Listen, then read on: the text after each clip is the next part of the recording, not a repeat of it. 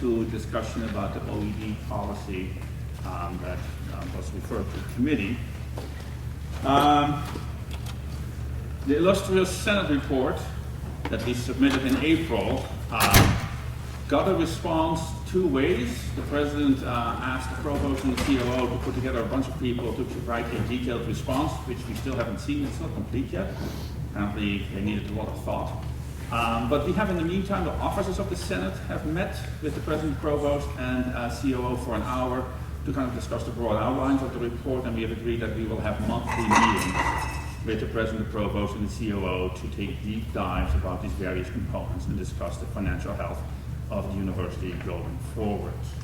The President, and there'll be more a little bit in the report by Kevin Owens from BP&D to give you a little bit of a better sense, but I'll save it for the report. The President and I will redo the coffee hours that we did 2 and 3 or 3 and 4 years ago.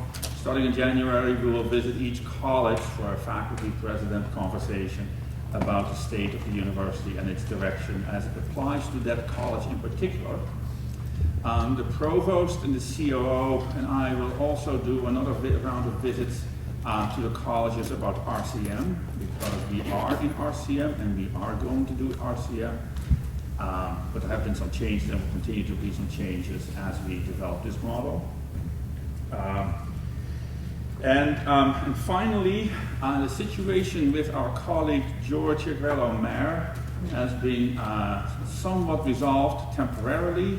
He is not suspended. He is teaching online. All his courses have been converted to being online.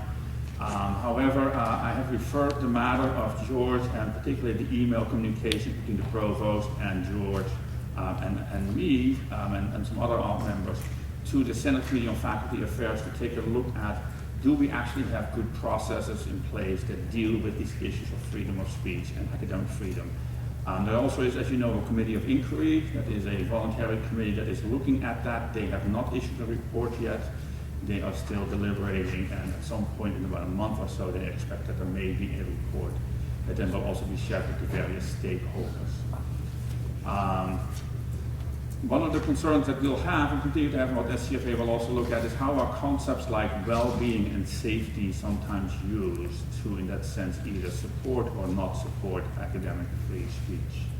And so rather than having a Senate debate about something that we don't have all the details about yet, I've asked our new chair of the Senate Committee on Faculty Affairs, Don McEachran, who has asked and will discuss that as well with me, to bring that to SCFA to really look at this from a faculty affairs perspective. And then we will hear more from him in the coming weeks or next Senate meeting about where this is headed. It was listed as a suspension, and to some extent I considered this suspension in the communication that I had with the Provost, since we don't have any other administrative mechanisms to deal with this. He called it administrative leave, but also the AAUP called it a suspension. He has, in that sense, kind of now withdrawn that notion, given that we don't have any other terminology for that concept in his words. And that's why really SCFA needs to take a look at that and have a conversation with the Provost as well around these matters. And then I expect that they will report back to us in the November meeting. That brings me to the discussion of the November meeting. The November meeting is technically scheduled for the Tuesday of Thanksgiving week, or during the Tuesday of Thanksgiving week. I am moving that to the following week, which will be November the 28th, during which I will bring the Senate and the Senate committees together to start focusing again on building or enhancing the caucuses of the faculty, which becomes really important as we go through a very difficult year. And as we already know, the projected budget deficit for the next budget year, 18-19, is somewhere around $35 million. That can either go up or down, depending on, to some extent, the fall census and the financial aid that's attached to some of those numbers. So it becomes really important that we have a much stronger voice, not just as Senate or Senate committee, but really as the faculty, and that means to some extent really building these caucuses. It is all the elected representatives and their alternates for the Senate committees and the Senate. So we will bring them together again to kind of do some strategizing and some communication building, so that when you go back, you have something to take to the college to support the initiatives and that the Senate is engaging in, and at the same time bring issues back that your college feels are important and that need to be heard at a university-wide faculty level. So that is what will happen in November, the Tuesday after Thanksgiving. So those are my opening comments. Again, welcome to the first Senate meeting of the new year. And I want to thank Karen and Joan, who are the new officers with me. Karen as the secretary and Joan as the vice chair. I also want to welcome all new members to the Senate, and also welcome the returning senators to the Senate, and thank them for their loyal, faithful, diligent service. So the second issue that we spent time on, well, George and freedom of speech has been an ongoing issue, but we've also spent, in a sense, ongoing time on the Office of Equity and Development, particularly the policies, and particularly policy of OED 1. You may remember at the Senate meeting in August, at the recommendation of the Senate, we created a conference committee of faculty members from across the university that would negotiate and engage in discussions with the leadership of the Office of Equity and Diversity, and the Office of the General Counsel. There are 4 broad issues that the Senate felt we needed to address. The first one is what constitutes ultimately the concept of preponderance of evidence, which is maybe different for a university than it is for a civil case or a criminal case. We were also concerned that a complaint could be filed with OED without your knowledge. That is, you would be investigated, but you wouldn't be aware of that at any given time or a reasonable time. The third issue was the time limit to file, which was recommended, because people could, theoretically file years and years or decades afterwards. And so that was being looked into. And finally, the fourth issue, the methods and methodology of inquiry in investigations that was raised. So for those 4 issues, we created a conference committee that met shortly after the Senate meeting and has been meeting up until last week, if I remember correctly, and is here to present its findings and recommendations to the Senate. I want to thank publicly the entire committee that consists of Simon Gister, Don McEachran, Michelle Rowinsky, Alan Starofsky, Nicole Sugarman, and Joan Wiener for their amazing work. They met on a really regular basis, sometimes once or twice a week. So they have worked diligently to try to be able to issue a report for this Senate meeting and not let it carry any further. And here to kind of talk us through all of this is Simon Gister from the medical school, who is also a senator, and he will do the presentation on the findings of the conference. Simon? Okay, thanks.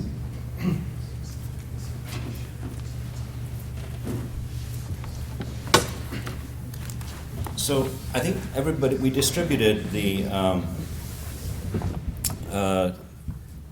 document that's pretty much finished as far as we're concerned. What I wanted to do was to summarize, to begin with, the principal changes. And so here we go. These are the 4 issues that Ludo alluded to. So clarifying what preponderance of evidence means in a university setting, complaints filed with OED and addressed without your knowledge, time limit to file, and methods and methodology of investigations. So I'm going to start off with the point 1 preponderance of evidence standard. There, in terms of the standard, the committee decided there should be no change, and that's partly because in September of this year, and as a result of the new Dear Colleague letter from the Department of Education, it stipulates that the same standard of evidence should be used in all of university disciplinary actions. So we use preponderance of evidence across everything currently, and we need to stick to that, is what we took away from that. So that's not going to change. I don't think that we would have different standards for different components. So I think that there was a consideration last time we discussed this of including something to do with the next legal standard, the next for civil cases, the higher legal standard, That seems like that's not possible, given the Q&A part of the current DOE statements. Okay, time limit to file was pretty easy. After significant discussion, but we came to a 5-year limit on OED1 action, except in extenuating circumstances, which would be the kinds of circumstances that also the government would countenance. And that's on page 17, the change. For these reasons, barring extenuating circumstances, the university will not pursue disciplinary action against an individual for any incident that is reported more than 5 years after its occurrence. And therefore, we encourage people to be prompt in submitting information, or at least paraphrasing the next sentence. So that's two of the things. The third point, complaints filed with OED and addressed without your knowledge, is a more complex one. And that really depends on the process that we're following. So the committee spent a long time clarifying the process and the differences between two phases of the processing of a complaint under OED1. So an inquiry phase, which wasn't as cleanly differentiated in the document that you saw in August, as we hope it is now, and the investigation phase. So these are now clearly demarcated in the policy and rules, and hopefully more clearly articulated. So let me go through those. So in the inquiry phase, the goal is that the complainant confidentiality is respected fully. So someone comes in and they have a complaint that should be confidential. That complaint may not rise to the point of OED following up on it. It may turn out not to be a valid complaint under policy. It may turn out to be something that the complainant wants to resolve in, say, mediation with the respondent and meet with them.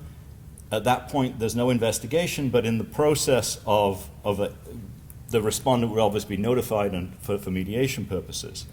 So in the inquiry phase, the language reads, when a request for confidentiality can be maintained, OED will inform respondents when complaints have been made against them, whenever it's reasonable and possible. So there may be instances where it is, but if it's not, then respondents will not be informed in the inquiry phase. But when the report rises to a level of concern that warrants investigation, so when you proceed to the investigation phase, and the investigation or the information gathering is going beyond matters of university record or conversations with potential complainants, or if interim measures come in, like you need to basically move the class to a classroom to an online setting, or somebody is leaving the classroom for some reason, then if the respondent's affected by those measures or they're in some way tied to the respondent, then the respondent obviously is notified, and you're at that point proceeding really to an investigation, because you wouldn't react in that way unless an investigation was warranted. So in the inquiry phase then, there can be no action against respondents. So until a full investigation is concluded and a formal investigation, there can be no disciplinary action of any kind taken against the respondent. Thus, no disciplinary action will be taken against the respondent until the respondent has full and fair opportunity to respond to the allegations. And that's also part of the Department of Education missive that recently came out, was insisting that there should be a completely balanced playing field for both parties insofar as possible. And I'll let my colleagues chime in if I'm misrepresenting any of this. Okay, so the inquiry phase terminates, and it's decided that this whatever the complaint was, it requires a formal investigation. So this is on page 20 of the policy. The initial inquiry will proceed to the point where a reasonable assessment of the safety of the individual and of the campus community can be made. Thereafter, formal investigation may begin, depending on a variety of factors, and those are noted. And if the investigation phase begins, everything changes. So when the investigation phase begins, both complainant and respondent are immediately notified that an investigation's begun. So basically, there's nothing is private at that point for the complainant and the respondent. And sorry, I've got the wrong spot there. And then in the investigation phase, they're both notified, and the complainant and the respondent parties, they're immediately notified, and they're entitled immediately to an advisor of their choice who can represent them or present with them throughout the entire investigation. There are limits on what an advisor can do in the investigation, but at that point they can engage in an advisor, external counsel, an internal representative, and proceed. And that's true of both students and faculty. Okay, so point 4 was methods and methodology of investigation. And there, the types of evidence and the sharing of evidence, we've tried to clarify that as a group, based partly on a review of other university policies. So if you look at other university policies, some of them say nothing about what constitutes evidence. Some of them go a lot deeper. And this is Appendix B is the staff and employee part of the policy. The appendix deals with the actual conduct of an investigation for an employee. And basically, it describes the type of evidence that will be collected, the fact that records shouldn't be changed in any way. And in terms of some of the concerns that I think were voiced here, okay, the investigator will not consider statements of personal opinion and statements as to any party's general reputation for any character trait. Personal information from those that know the complainant or the respondent may be considered as long as it is relevant to the case and based on first-hand observation. And so the goal there is obviously to avoid kind of defamation of character and so on, and to limit scope there somewhat. Then credibility is considered. So the investigator will consider the following factors when assessing the credibility of parties and the witnesses. Consistency or inconsistency of accounts of events over time, demeanor during the hearing, motive to lie, corroborating evidence, and reasonable and logical statements and details. In addition, once this is completed, all parties involved see the investigation preliminary report. So when the information gathering and the interviews with all of the parties involved and people that it's deemed necessary to interview have been interviewed, a report is created. That report is then made available to both respondent and complainant. So everybody sees it, and both parties have 5 days to respond to it. Which I think is different from what the policy you saw before was. So within that 5 days, the two parties can submit additional questions for the witnesses or parties involved, which obviously those go through the investigator or investigative team to make sure that they're not harassing or problematic. But clarification through questioning of anybody in the investigation is possible for both parties, and rebuttal of information in the investigative report. So at that point, then there's another phase, and there will be a final report, which will then be created based on that.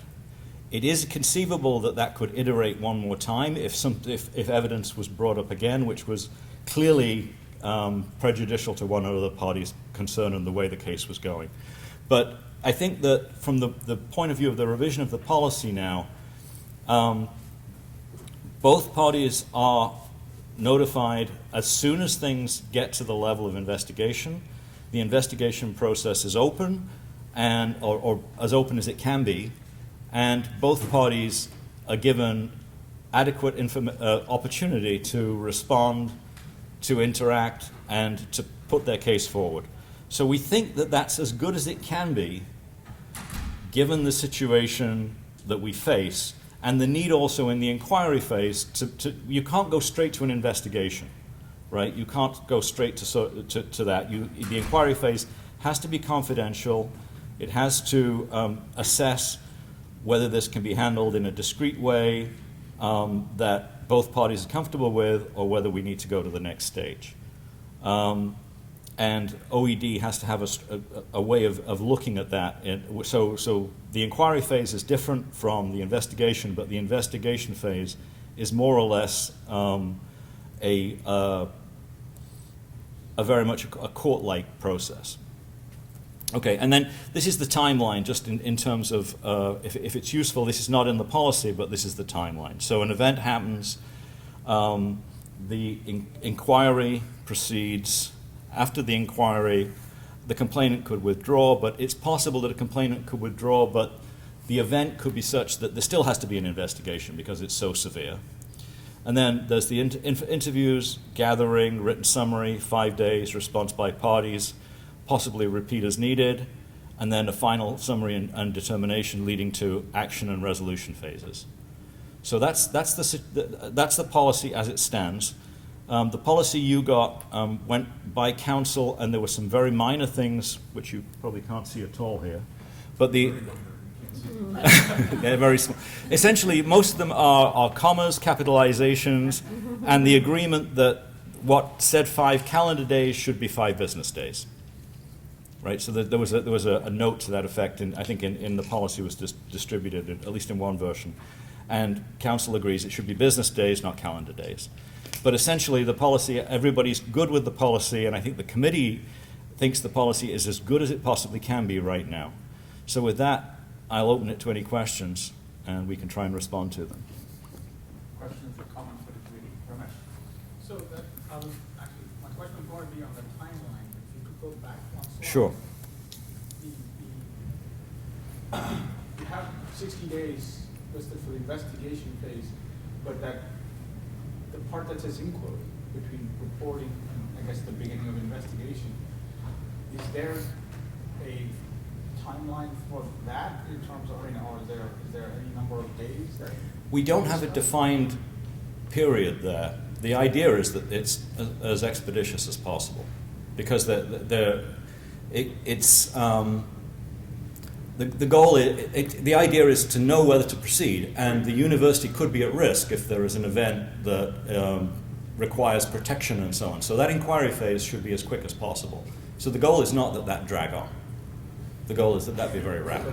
One has to be a little flexible. No, I understand that, Phase yeah. because of the different kinds of complaints you might get, whether there's cooperation or not. So we wanted to keep it at least mildly flexible, not to be I completely agree with that. I just wanted to make sure, maybe, is there language in the document that says exactly what Don just said, that there's a certain level of flexibility?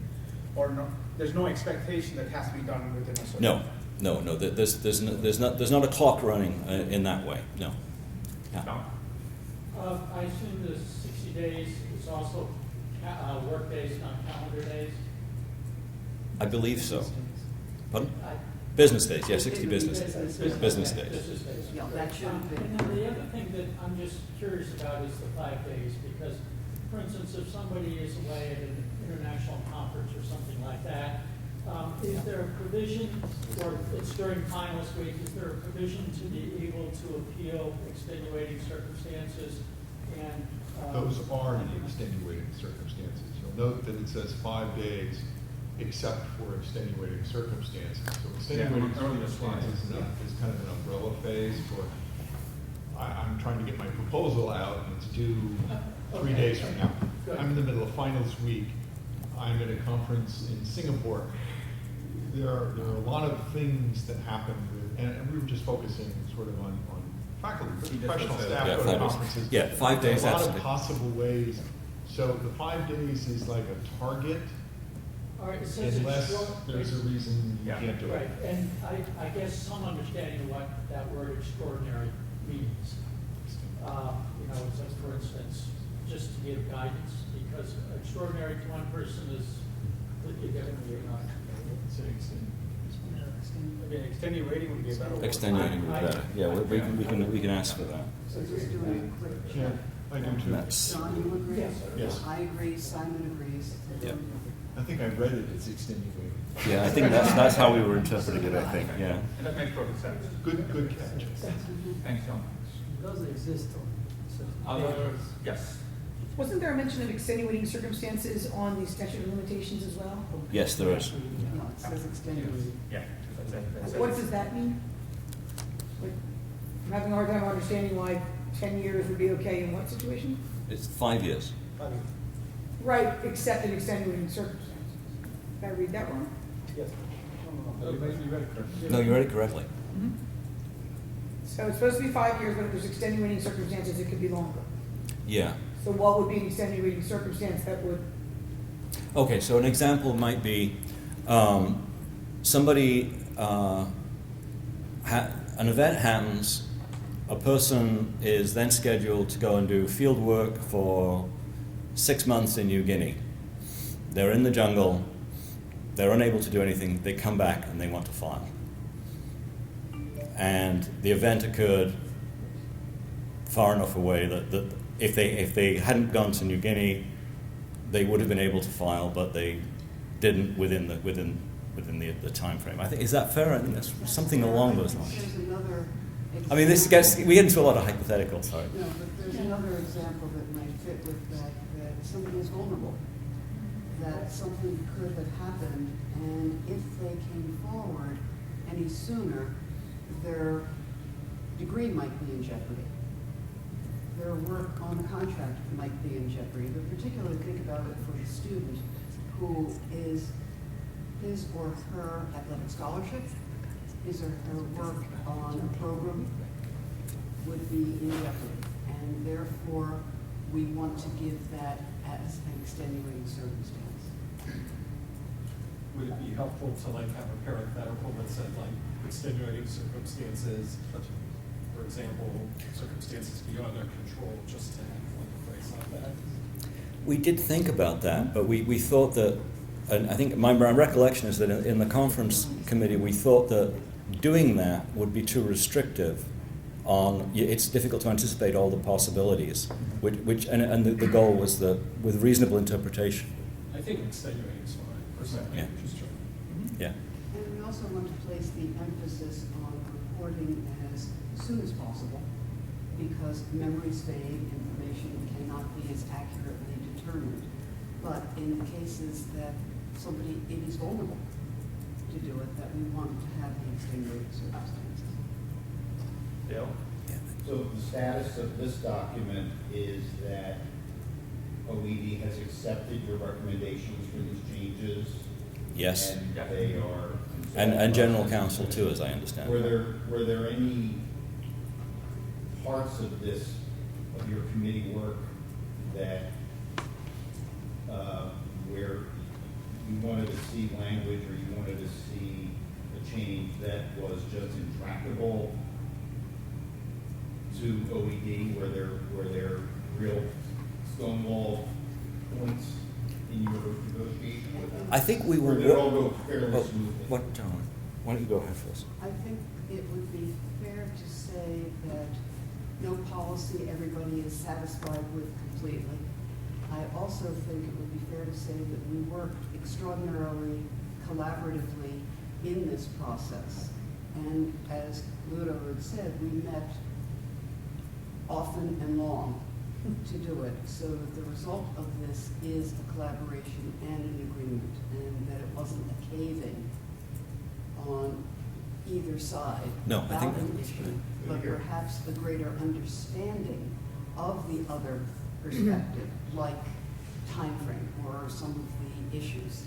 Is that a fair way? Yeah, no, I think that yeah, I would say that sorry, go ahead. Yeah. We had situations where there were passionate raised voices. There were situations where none of us, one side wasn't satisfied or the other side wasn't satisfied. All I can tell you is that I guess my reaction to this would be, this isn't the way I would write it.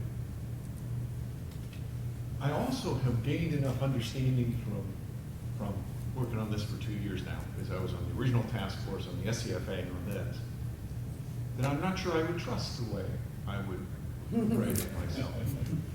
I've learned to look at other perspectives, other requirements, and try and figure out, and I think we all did, try and figure out what's the best middle ground that we can do.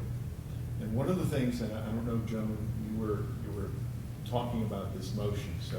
So that's what our next steps. All to right, get so back. there's a next step Yeah. to this.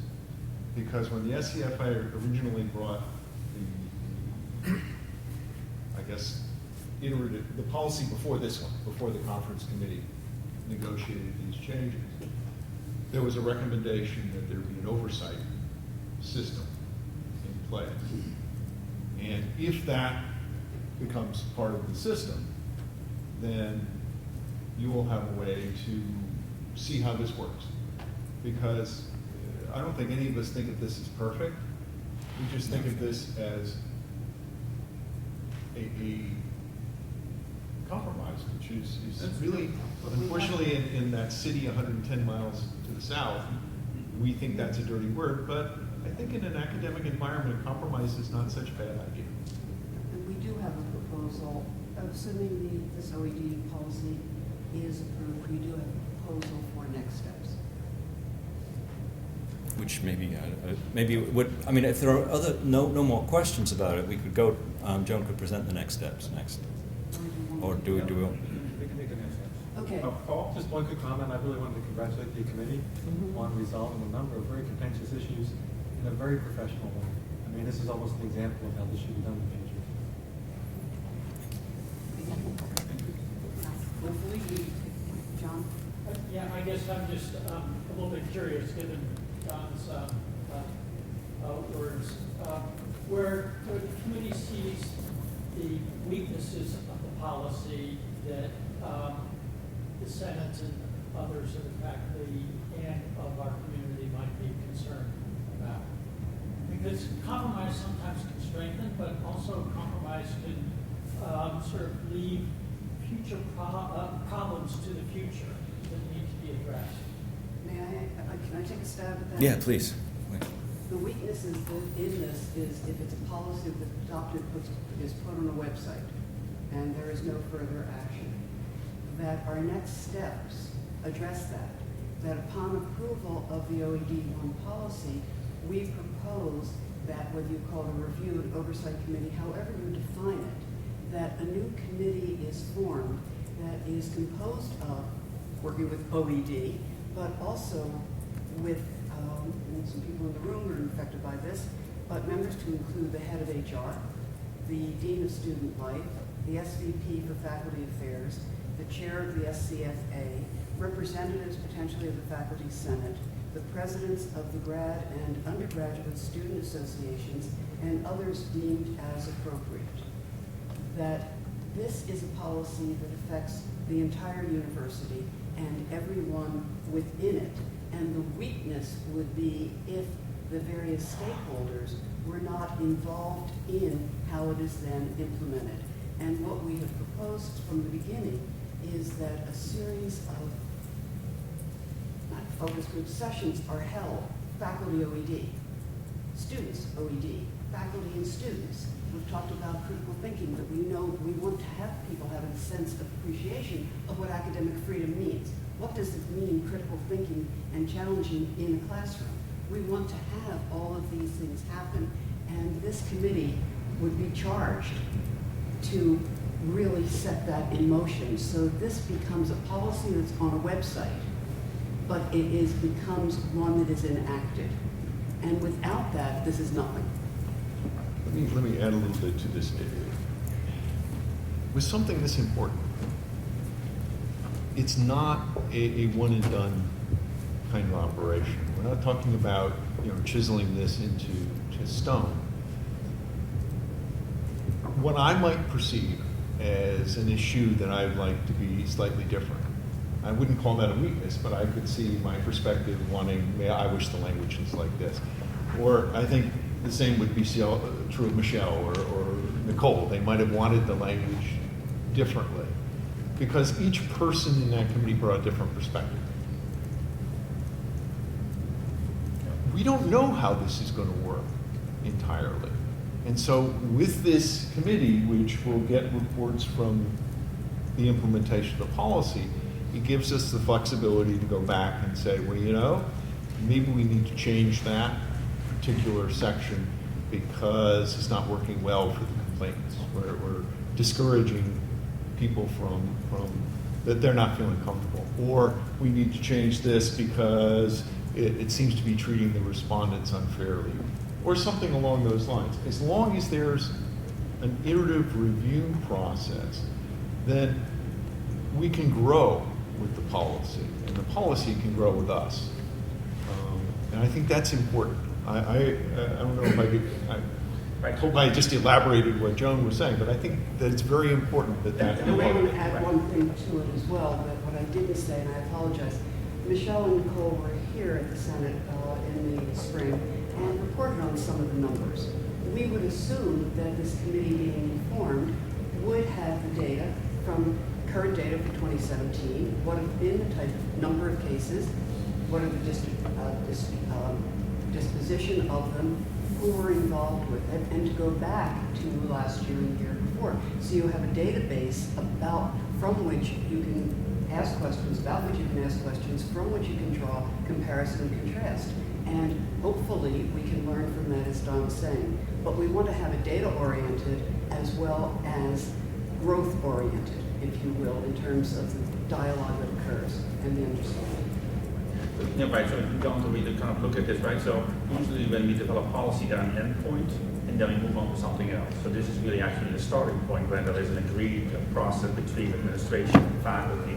So okay, we start from here, and now we need to do all these things that make it possible to be actually really implemented and understood among all our constituents.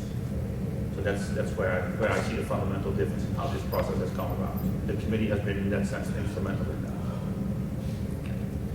Add anything else? And also next steps. Well, the next step is to approve. So we have I have to report that, swear. I said under my breath. So there is a motion now to approve the OED 1 as presented based on the recommendations of the conference committee. Is there a second? I second. All in favor?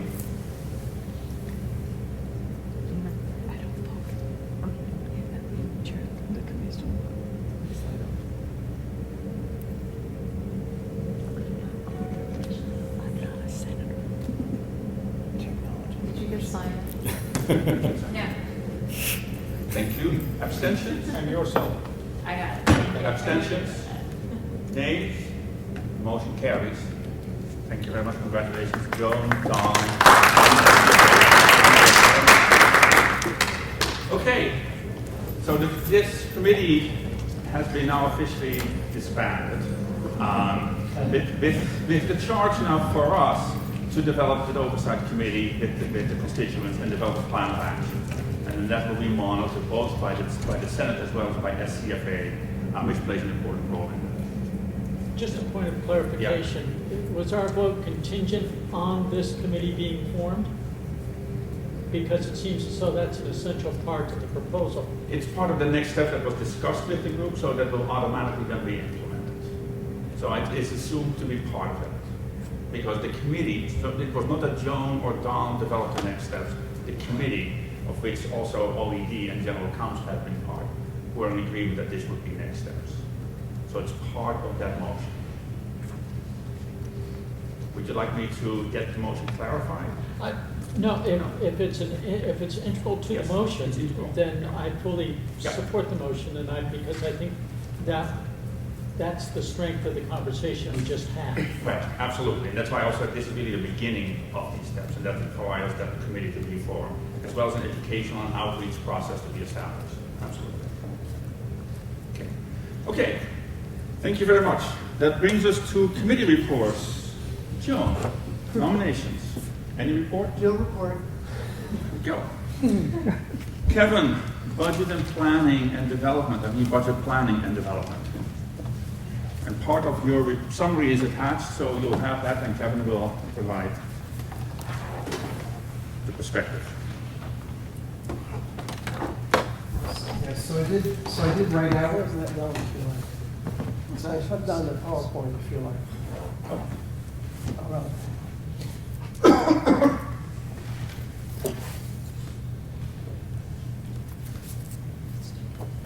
So I did provide the written report. The end of the summer was very busy for BB&D. One of the things that's there is that we did put together a report that we were conveying from the Senate to the Board of Trustees at the Finance Committee meeting. However, the President Fry did not think that the report should move forward to the board, so the board did not get it. After that meeting, I had a meeting with both Helen Bowman and President Fry, and I'd like to, basically make the comment that they were very interesting meetings, and I look forward to what we're going to be doing in the future rather than looking back at the past at that meeting. In terms of, some things coming up, again, Ludo alluded to, we have a challenging year ahead. Even with the situation that we've already gone through, we have a challenging fiscal year 19 coming up, and the level of that is going to depend upon exactly what's going on now. What happened this fall. We have a lot more students here, but of course, until 6-week census is done, we don't really know exactly what the situation is. And part of the reason that the president felt that our report was a little premature was that they would like to get data to be able to really understand the full import of what's going on. And so, we look forward to finding out that information. However, there was a few things that came up at the board meetings, that I wanted to bring up here, and I think you're going to see these coming as reports from the BP&D over the next, few months. For one thing, I sat at both the investment committee meeting as well as the finance committee meeting, and I do want to say every time I go to these meetings, I am very much taken with the seriousness of the board members who are there and how they have the feeling of Drexel University and making it the best place for the students. So there's absolutely no doubt in my mind about that. It turns out that there were a couple of interesting things, though, that came up in terms of the investment committee. The September meeting is one of the places where they talk about the strategy moving forward. And so one of the things that came up was, since everything is so great here because we got such a great student class, that maybe now is the time that we should look at dialing back the endowment spend from 4.75 to 4.5 or 4.25. And so the positive information that's coming out, from the university is absolutely working in terms of having its effect on people believe what's going on. The second thing was that both of the committees did consider the fiscal year 2018 budget, and the budget was presented as a balanced budget. It was a balanced budget with negative placeholders. I'm just a chemist, so I have a hard time understanding that completely. Anyway, there is still stuff, there's still work that needs to be done even this year, trying to figure out what's going on with the budget. In terms of the, Schuylkill Yards, I think it was yesterday or right around now, the first parcel was conveyed to Brandywine, which involved the park, what's going to be the park in front of the One Drexel Plaza building, the One Drexel Plaza building, and then the 2 JFK parking lots. And so that has been conveyed to Brandywine. They have paid us the ground lease for that. And so the money has come to Drexel. And it turns out that the other thing is that as part of this, those of you who teach over there saw that, we're not teaching in One Drexel Plaza classrooms this year because they're worried about the construction that might be going on above them. And so we have space in the Lincoln University building. What's that? Amazing space. Is it amazing yes, space? Yes, the classroom, you should take a look. Really? Amazing classrooms there. Okay. Well, that's not for us forever. Sorry. So we're going to get the garden level back. So, but one thing that I'll bring up, and it's something that again we're going to talk about in the committee, and I know that it's of interest or it's of concern to the provost's office, is just the level of leased space that the university is using, particularly with the the budget situation that we have, and particularly in terms of.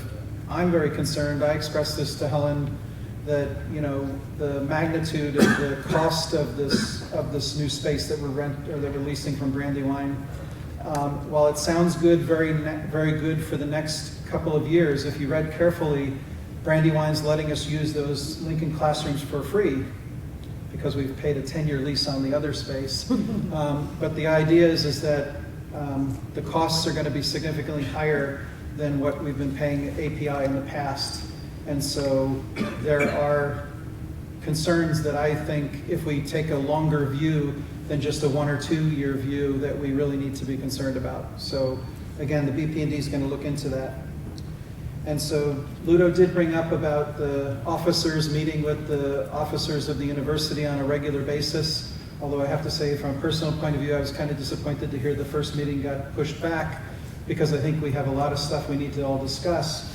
And our committee is looking forward to providing some suggestions that our officers could use as negotiating points when they actually get to the discussions with the officers of the university, because we think that there's a lot of stuff that really needs to be considered. So that's my report. Questions, Olivia? I may have missed this in Ludo's report because I had to park on the, I don't know how high I'm up in that parking lot. Anyway, could you just summarize for us the impact that our 23 pages of recommendations for how to reduce expenses that we worked on over the summer and presented to President Fry and numerous other people got leaked, I heard, and got to him early and so on. Can you just tell us the impact that that had? Has any single one of those recommendations been addressed or undertaken? I think the simple answer is we don't know yet. I think that's really the simple answer. Yeah, so the only thing that in the meeting we ended up talking about was perhaps the realignment of student enrollment management and student success to shift some of those back to the provost's office. And that was a discussion that's part of the report. And the president also said that he was going to have a conversation in that meeting, that he was going to have a conversation with Brian about it, because the way that was constructed was because of a particular identified need around personnel issues. And so there's no reason for that anymore, and so now it could be a good time to actually discuss that again, to kind of realign that. That's only one of 8 major... One of 6 major issues. Oh, 6 major Yes. ones. So the deep dive is going to look at one of those issues every meeting, and that's why we also need the data. And then we'll also look, of course, what within the Kuba report, we you fold that into some of the recommendations that are made there. Yeah, so these are going to be monthly meetings where it's like an hour, and you just rather than spending a lot of time on a lot of issues, we're going to try to spend time on maybe 1 or 2 issues. And I will present to the agenda what we want to discuss for that particular meeting, so that they can also prepare for that. Yeah. Okay, but I will point out it was 34 pages of suggestions. Was it by the time you found out? And, many, besides the 6 main ones, many suggestions, many of which I think are something that absolutely could be done. And, particularly from our point of view, because again, we're in the RCM system right now, and there are some real problems with the way the system was written that we're not following right now, and we really need to get those fixed very soon. So. Yes. Question about the Drexel Plaza. You said in documents it's only about the garden level, the 10-year lease. What is about the Suite 100 or construction management classrooms? And there are other classrooms besides the garden level. There are a lot more. Okay, my understanding is that anything that's in 3025, which is that 4-story building that's on the east side of the railroad tracks, that's all Brandywine now, and it's all going to be repurposed for other things. And so all of the Drexel business that wasn't on the garden level is going to be moved to other places. So 3001. I'm just wondering. 3001, although the building says so outside, but it really is 3025. Oh, really? The parking lot is at 3,000. Perfect. Okay, so for the people though that on the west side of the railroad tracks, the lower building that used to be the printing plant, Right. okay, that is still Drexel's. It's anticipated to be for quite a while, and so apparently I just heard this morning that there was some question about whether Drexel could use more of that space because it was considered part of the investments in the endowment.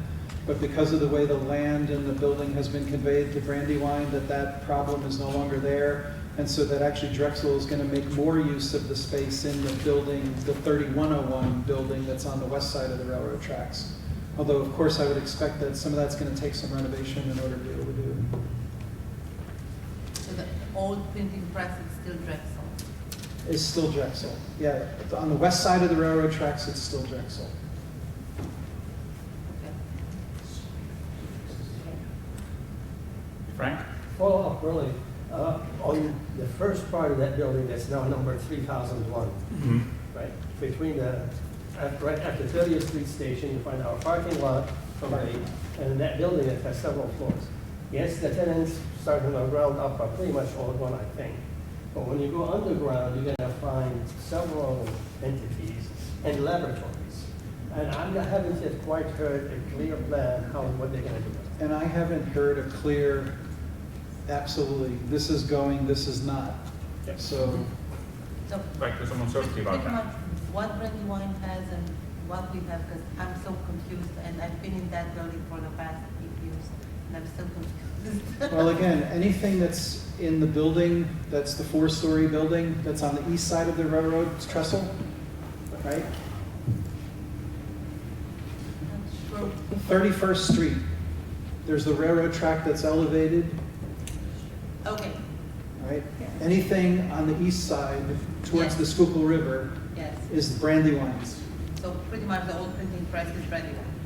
No, the printing presses were all in the west side. Yeah, construction management is almost underneath the railroad trestle. Right. So I can Okay. figure out what you Right. can figure it out. Now, if you ask me what exactly is underneath, I Yeah. don't know. That's what I'm saying, so I think I hear why it's hard for you. I mean, this is something I can ask more questions about. We haven't had a meeting, since Bob Francis was let go, we haven't had a meeting, about that kind of stuff. If I may add, that we're assured that we'll be given a 30-day notice at least. So we should be ready, because engineering technology, I believe, will be affected based on our best understanding. It's in a 4-story building, it's below ground, Yeah, we are on the east side. and we are on the east side of the Yeah. trestle, among other areas, Right. labs, et cetera, other things. So that's all. They not, Yep. The red lab. So what we'll do is we'll ask Helen Bowman, the COO, for clarification of the properties exactly, who owns what, and what is the timeline for those buildings east and west of the railroad tracks. so. And we'll email that to you. If there is any lease extension, like lease of 10-year lease for the basement, for Suite 100, which is in the basement, and all the laboratories that are there. No. My understanding is that the lease was just for the garden level classrooms. Which is on the west side. Yes. No, it's No, on they're on the east side, right, they're on the east side. We are on the eastern side of the garden level. So why don't we'll get a clarification from the chief operating officer from all the buildings that are 3001, 3101, and 3025. That's the 3 buildings, that's the parking lot, right by the building where the old Brooklyn School entrance is, and then the Bolton building, right above the parking lot. And we'll get you the information of all of that, the way you'll know where you're going or not. Thank you so much. Yes, John? Did I hear you say that Bob Francis has been let go? So Francis is no longer with the He's no university. longer with the university, he retired. Okay, all right, so he retired. So that's a senior vice president or somebody who Yes. had an amazing amount of effect on the educational enterprise. And it seems to me as though, is there going to be a search? Okay, for now, my understanding is, and Kevin can correct me if I'm wrong, they've used an outside consulting firm to assess what is needed for facilities or properties. Because it just seems to me as though the faculty voice might not have been heard as strongly as it might have in the programming of some of the academic buildings that affects education and research on this campus. And being able to have an effective voice in that office is incredibly important. And so if it's a outside consultant somehow, I would think that PB&D or the Senate should try to insert themselves into what might be a new process where we can gain a certain amount of advantage and the community can benefit. Yeah, and also the committee for Senate Committee on Academic Support, because that looks at all facilities as well. So make sure that they get connected to that. Maybe that's the only other one.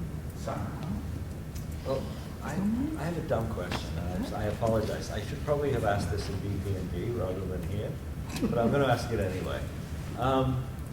Do we know what the distribution of total capital is between, like, how much is in the university enterprises and how much is in the real estate enterprises? I mean, we kind of do, right? But I don't know, I've never thought about it in terms of where is more money? Is more money sitting in the real estate side, or is more money sitting in the university side presently?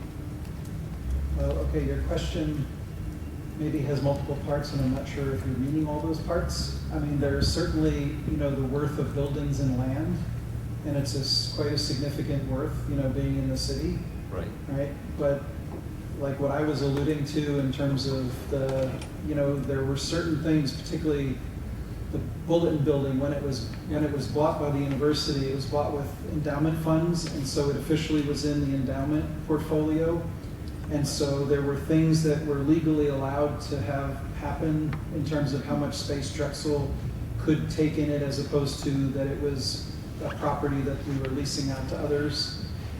But it was even more complicated because it was taken care of by API, which is the subsidiary that takes care of the real estate. So I'm not sure that answers your question in terms of a number.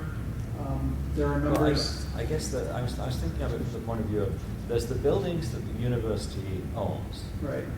The university proper, right? Right. And then there are all the real estate corporations that we have, like subsidiaries and whatever. Yes. And some of them own those, and so stuff that was in the endowment, I would put in the university. But then there's all the others. And is there more money on one side or the other? Is there actually an imbalance of power here, and that's what we're suffering from? In terms of the problems that I'm bringing up, it's this new relationship with Brandywine, and it's the Schuylkill Yards project. So this is the first money transfer and the first land transfer between Drexel and Brandywine. And so it was an $80 million land transfer. Well, Don may be relevant to this. Yeah. Go ahead, you go first. I'm financially challenged. I don't know how this stuff works. I just keep coming back to the last few years and the trend we've seen over the last few years. And when we have too few students, we run into deficit problems and the budget doesn't work. And we have too many students and we run into deficits and the budget doesn't work. And I may be just totally weird with this, but is it possible that Drexel is being leveraged to realize the Schuylkill Yards project? That this university is a means to an end and not the end in itself anymore to this administration? I mean, to somewhat answer your question, I would have to know like what they believe in terms of, it's a belief or like how they're operating, as opposed to, there's, in my viewpoint, there's certainly nothing in terms of the way the budgets and the way the things are being carried out. And, the way you started your question about, too few students and the budget, is hit, and too many students. I mean, it's all complicated by what happened with enrollment management and the number of students, but more, besides the number of students, the discount rate for those students. Right. And that has nothing to do with Schuylkill Yards and Brandywine. So. But I have a similar question. Why are we hiring a consulting firm to decide whether we replace probably one of the key administrators in this, I'm guessing, especially in your life, I would like to have something like that at Queen Lane as well. Why are we hiring a consulting firm? Aren't there enough administrators who can decide for themselves what they want in this position? Well, I think there's two things as part of it. I don't know the whole story, but this consulting firm we've hired them to act as the vice president in the meantime before we get a replacement. I think they're considering, I believe, I'm 100% sure, they're considering the range, the span of responsibility, whether that's going to stay the same. So in that sense, they're evaluating, but this is somebody to do something in the meantime. I haven't heard a time scale for a search. So it's custodial for the time being? Yes. So that's an important function. Yeah. But deciding on what they want and who to hire should have your input in that, right? Well, Where's Eva? to have her input in that. I mean, So when you have a search committee for that position, then the Senate will have representation on that. Yes. It will. Yes. Search committees at SVP levels, dean's level have faculty Senate representation, either from a committee or from the Senate. John? It seems to me if we are on the search committee, then I think the Senate, or maybe it comes from your committee, Kevin, should put together a list of criteria that they would like to help describe the job position as a response to the educational enterprise and the research enterprise. I just think it's an essential part, and that ranges from everything from the custodial services on an everyday basis to how you design a research lab.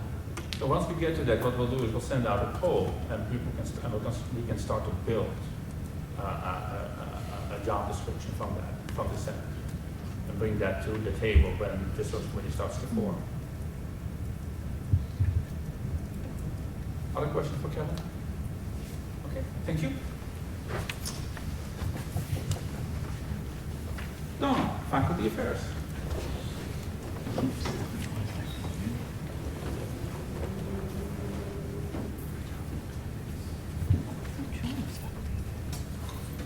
I have to admit, at the moment, I'm actually evaluating why I put myself in this position. But we met once. We're sort of organizing ourselves. As you saw, we have a number of issues to look at the moment. The academic freedom and process issue, the oversight of OED issue. We also have an ongoing activity looking at developing a non-tenure track policy. We're working with the Vice Provost for Faculty Affairs, who is in the back, Erin Barat. I'm meeting with her on a regular basis, talking about development of the Teaching and Learning Center and the processes involved with that. But one thing I wanted to take this opportunity to do is, when I took on the chair, a number of people asked me what my agenda was. I don't actually have an agenda. I'm trying to implement your agenda, which means I need to know what issues affect you the most. Right?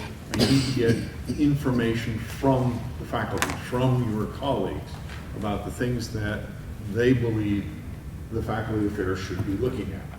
And as I said, we have a certain number of things we're already assigned, but there are maybe issues that I'm sure there are issues that I'm unaware of, and that the committee's unaware of. And so I would appreciate it very much if you could query your colleagues, go to the caucus in any way you possibly can. Get issues, get concerns to us so that we can serve your interests and serve your colleagues' interests. So that's basically all I have at the moment. As I said, we've only met once. We're organizing, but by November, we will certainly have a great deal more. Any questions for Don?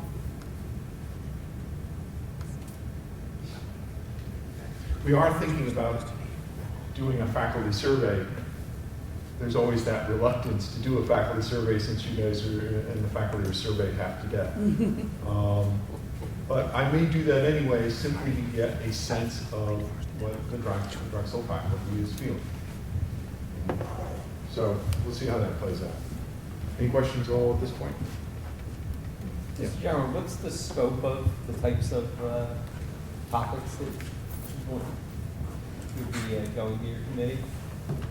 Well, technically, anything that involves faculty, ranging from attitudes toward benefits, retirement, salary compression, if that's an issue, workload would be an issue. Again, academic freedom is certainly an issue. Work conditions, right? Anything that affects your ability to do your job well.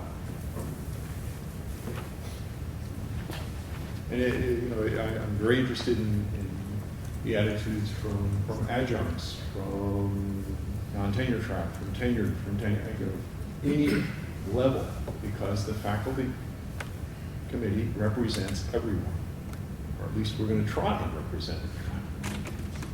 Well, we can only do that if you bring the issues to us. Otherwise, all we can do is represent the people we know. And that would be a more limited set. Any other questions? Thank you.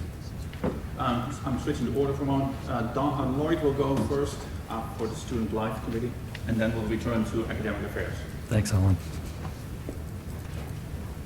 Thank you. I'm the chair of the Faculty Senate on Student Life, and we had our first meeting under my official chairship last week, and I have yet to submit the full final formal report, which I will do as soon as possible, but I wanted to give you a sense of what we're going to be working on in the next academic year. Every month, about 20 of us meet. This includes faculty from all across the campus, but also representatives from the undergraduate and the graduate student body, and people, international students, and really as much as a diverse voices as we can get. And our charge, and really we spent the first week like you did with yours, Don, is to try to set an approach for the next year following our formal mission, which really comes down to faculty role in understanding, enhancing student life here on campus. And the way that we approach that is to bring speakers to come to our committee and report on various aspects of that student life, whether it be resident hall, student safety, campus safety, to mental health issues, to sports life, to Greek life, and really everything that we can think of. In our conversation on last Thursday, one of our general goals over the next year really reflects the things that were mentioned early in OED and also in this last committee is how do we qualify and quantify student life, especially in face of this new large student class. You might think, okay, we really want to know how the first year these new students are doing. Are they happy? Are they going to stay? Recognizing that probably one of the most decisive moments that's going to happen here in the next year is retention. And if I think we have low retention, that we're really going to pressure the system that we've set up. And it may be just my view, but I'm going to be curious to see how those numbers roll out, if we get them at all. I suppose we will. So the way that we're going to do this is how do we qualify and quantify?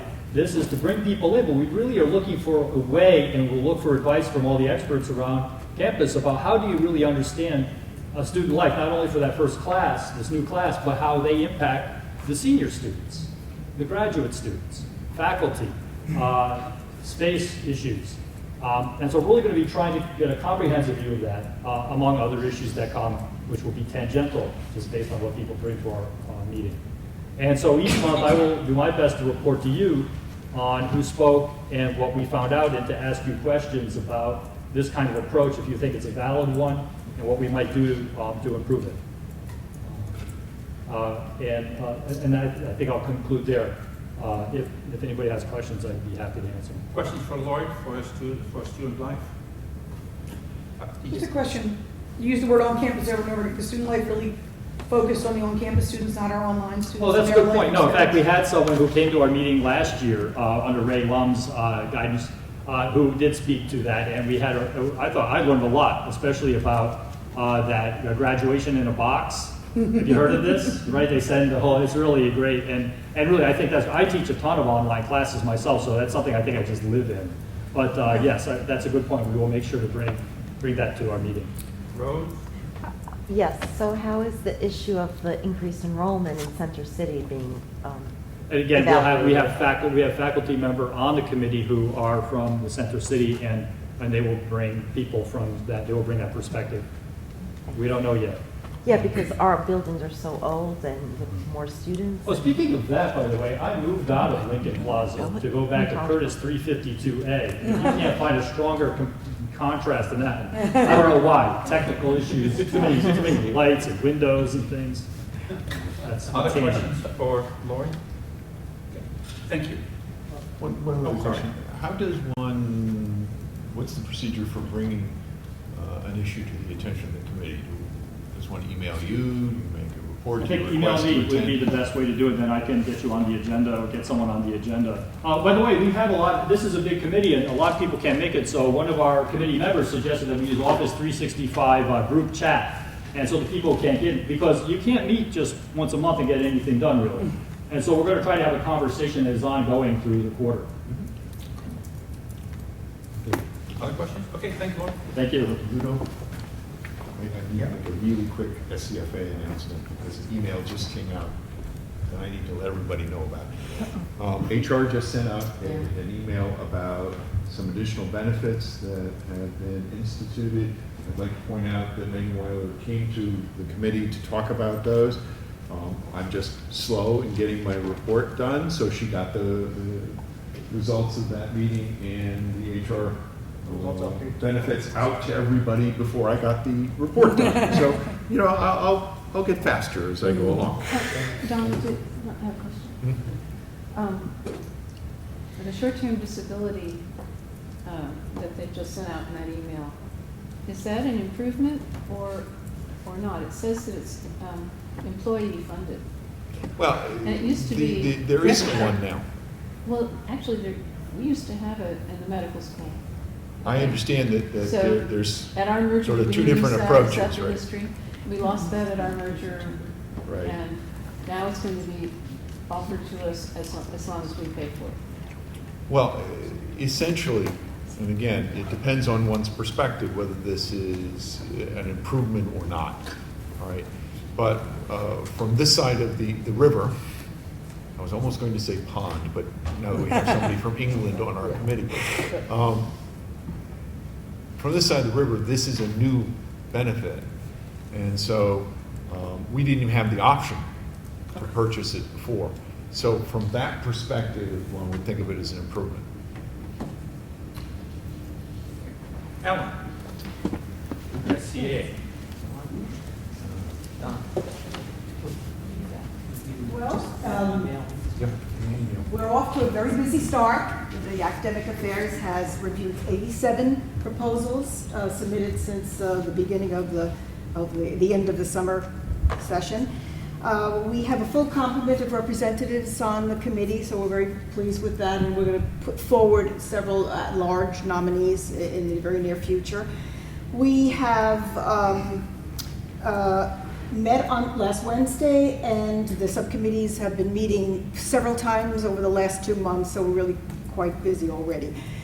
On this agenda, I have included the consent agenda only. We have 41 course inactivations, 28 course revisions, 6 new courses, primarily additions of electives, maybe 1 or 2 required courses and programs, and no new programs, totaling 87. So I'd like to move that the consent agenda be considered and approved by the Senate.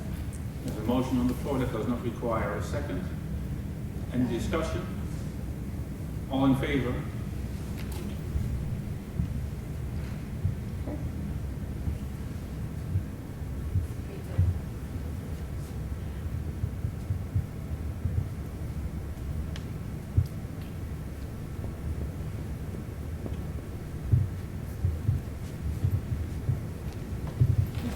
Any abstentions? Nay? Motion carries. Thank you, Alan. Welcome to the new job. Is there a representative from Scholarly Research and Creative Activity for a report? And then finally, academic support. Is Mary Callagher Gordon here or a representative? Okay. Then that means no report. Okay, so new business is only that the next Senate meeting will be, as announced, after Thanksgiving, the Tuesday after Thanksgiving. It will be a caucus bill meeting that will bring all the Senate committee and the full Senate together so that we can go engage again in community building, which will be really necessary as we move to the next 2 years. Any other new business before the Senate? John?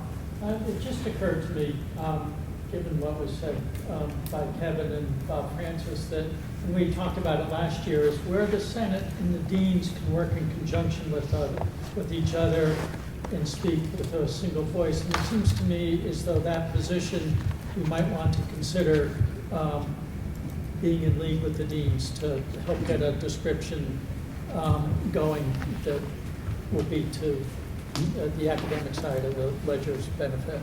Sure, we can certainly ask also the Dean's Council, Academic Council, to weigh in on that. Good point. Yes? Just to point that, and to Kevin's comment about meeting with the president, we just, while we were meeting, a note came through that instead of an hour meeting, it's an hour and a half meeting, our next meeting. So a little bit more time.